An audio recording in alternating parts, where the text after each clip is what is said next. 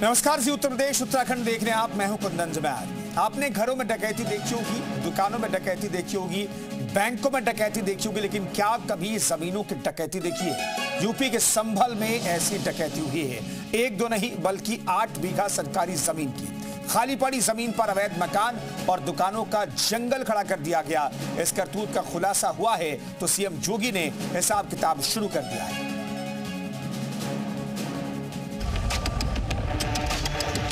कब्जा कोई भी करेगा किसी भी स्मारक पर, किसी भी पौराणिक स्थल पर, तो कोई भी होगा उसको छोड़ूंगा तो नहीं। अवैध अतिक्रमण जो भी करेगा वो तो हटना चाहिए।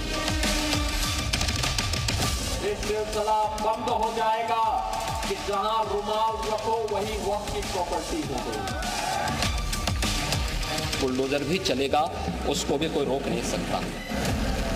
सीएम योगी की ये बुलडोजर वाली चेतावनी उस मजार गैंग के लिए है जो सरकारी जमीनों पर अपना मालिकाना हक समझती है। टोपी रख दो और मस्जिद बना दो, रुमाल रख दो और मजार बना दो, लेकिन अब ये टोपी और रुमाल वाला खेल नहीं चलेगा।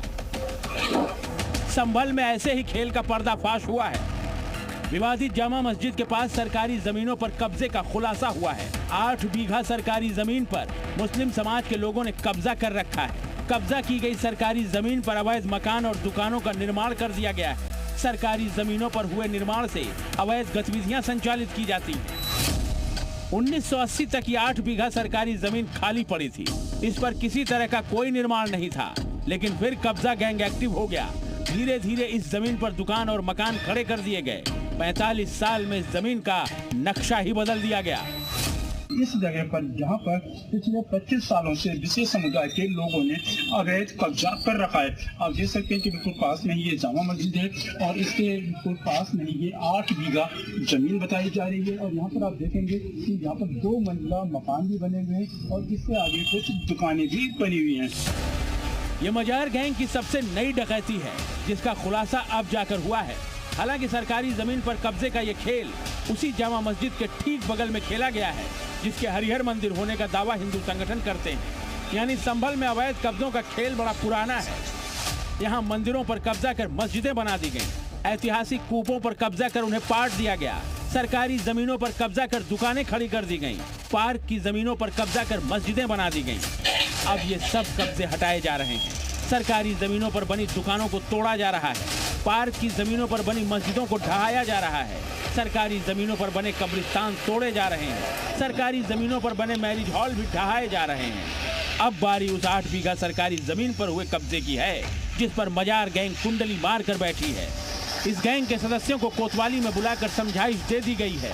कहा गया है खुद ही कब्जा हटा लो, वरना जांच के बाद बुलडोजर पहुंचेगा और बिना वक्त दिए सब कुछ जमींदोज कर देगा।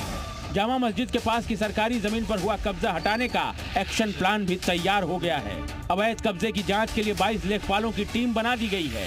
30 दिसंबर को ये टीम जमीन की पैमाइश करने पहुंचेगी। पैमाइश के बाद जो भी अवैध कब्जा है सब तोड़ा जाएगा। यानी 2026 की शुरुआत से पहले बुलडोजर का आखिरी टारगेट सेट कर दिया गया है।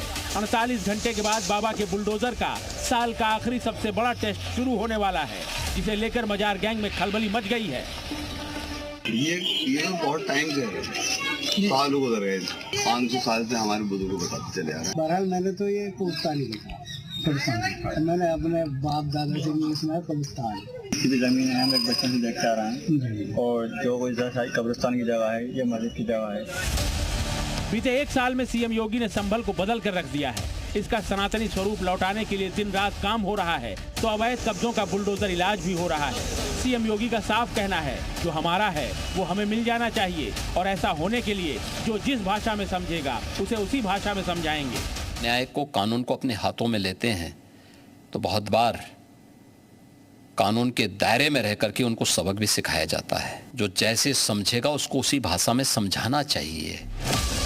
लिहाजा अब उस मजार गैंग को समझाने का वक्त आ गया है जो 8 बीघा सरकारी जमीन दबाए बैठी है। बस 48 घंटे और इस गैंग का इलाज हो जाएगा, वो भी तरीके से। सुनील सिंह के साथ ब्यूरो रिपोर्ट, जी मीडिया।